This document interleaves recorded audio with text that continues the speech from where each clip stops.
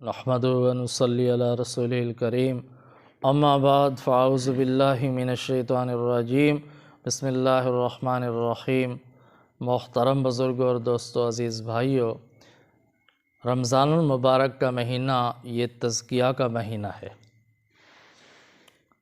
اللہ تعالیٰ نے یہ مہینہ ہمیں عطا فرمایا تزکیہ حاصل کرنے کے لیے، پاکیزگی حاصل کرنے کے، تقوی حاصل کرنے کے۔ یا ایھا الذین آمنوا کتب علیکم الصیام کما کتب علی الذین من قبلکم لعلکم تتقون۔ اللہ تعالیٰ ارشاد فرماتے ہیں، اے ایمان والو، تمہارے اوپر روزے فرض کیے گئے ہیں جیسا کہ تم سے پہلے لوگوں پر روزے فرض کیے گئے تھے، لعلکم تتقون، تاکہ تم متقین بن جاؤ، پرہیزگار بن جاؤ۔ تو یہ مہینہ تقوی حاصل کرنے کا مہینہ ہے، تزکیہ حاصل کرنے کا مہینہ ہے، اور تزکیہ حاصل کرنے کے لیے بہت بہترین موقع ہے، اس لیے کہ نبی کریم صلی اللہ علیہ وسلم نے ارشاد فرمایا کہ رمضان مبارک میں سرکش شیاطین کو قید کر دیا جاتا ہے، جنت کے دروازے کھول دیے جاتے ہیں، جہنم کے دروازے بند کر دیے جاتے ہیں۔ تو اللہ تعالیٰ کی رحمت کے دروازے کھل گئے، جنت کے دروازے کھل گئے، جہنم کے دروازے بند ہو گئے، سرکش شیاطین کو قید کر دیا گیا، جکڑ دیا گیا۔ تو انسان کے دو بڑے دشمن جو ہیں، ایک شیطان اور دوسرا نفس۔ ایک شیطان جو ہمارا بہت بڑا دشمن ہے، اس کو قید کر دیا گیا، اور ایک دشمن ہمارا بچ گیا، وہ ہے نفس۔ اور نفس کی اصلاح کے لیے روزہ بہت مجرب نسخہ ہے۔ روزہ رکھنے سے نفس کی اصلاح ہوتی ہے، نفس پہ قابو کرنا آسان ہو جاتا ہے۔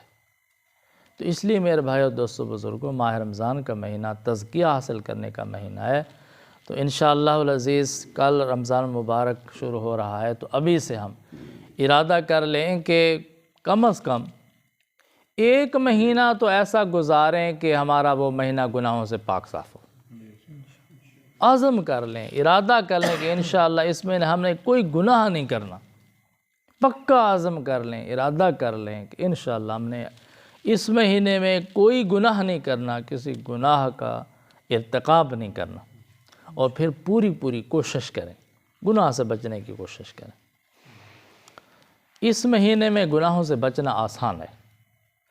اگر ایک مہینہ بھی ہمارا ایسا پاکیزہ مہینہ گزر گیا کہ گناہوں سے پاک صاف ہو گئے، تو انشاءاللہ باقی مہینے بھی گناہوں سے بچنا آسان ہو جائے گا، کیونکہ نبی کریم صلی اللہ علیہ وسلم نے ارشاد فرمایا، جس کا ماہ رمضان اچھا گزر گیا، اس کا پورا سال اچھا گزرے گا۔ جو آدمی ماہ رمضان میں گناہوں سے بچ گیا، وہ پورا سال انشاءاللہ گناہوں سے بچے۔ جو ماہ رمضان برکتوں والے، رحمتوں والے مہینے میں گناہوں سے نہیں بچ سکا، جب شیطان باندھا ہوا ہو، جکڑا ہوا ہو، قید ہو، تو آدمی گناہوں سے نہ بچ سکے تو پھر کیسے بچے گا؟ ماہ رمضان کے بعد کیسے بچے گا؟ یہ تو موقع ہے گناہوں سے بچنے کا۔ شیطان پکڑا گیا، قید ہو گیا۔ نفس کا مقابلہ کرنے کے لیے اللہ تعالی نے ہمیں ماہ رمضان کے روزے عطا فرما دی۔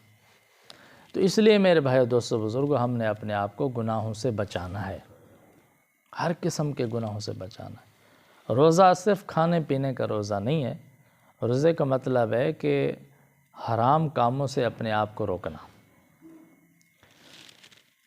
دیکھیں، روزے کی حالت میں ہم تو حلال چیزوں سے بھی رک جاتے ہیں۔ کھانا کھانا حلال ہے، لیکن روزے کی حالت میں نہیں کھاتے۔ پانی پینا حلال ہے، لیکن روزے کی حالت میں نہیں پیتے۔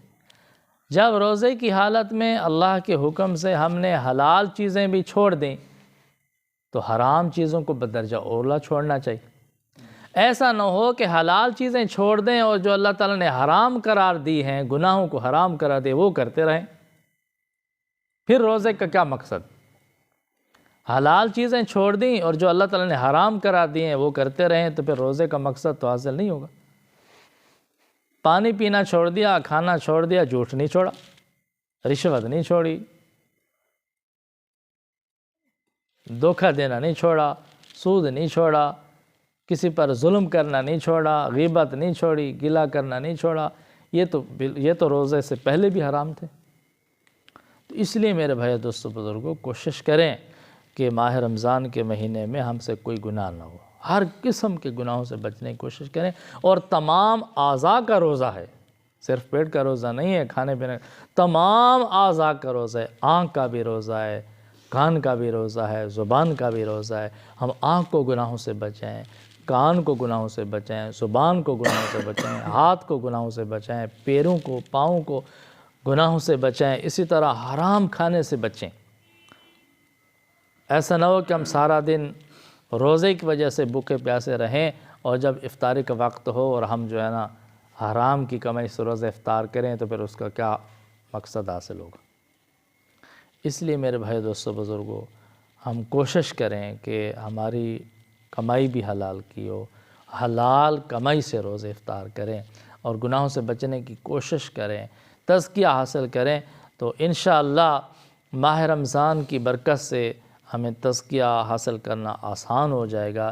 رمضان المبارک ہمارا اچھا گزر گیا تو انشاءاللہ پورا سال اچھا گزرے گا۔ اللہ تعالیٰ ہم سب کو ماہ رمضان میں تزکیہ حاصل کرنے کی توفیق عطا فرمائے، تقوی حاصل کرنے کی توفیق عطا فرمائے۔ وآخر دعوانا الحمدللہ رب العالمین۔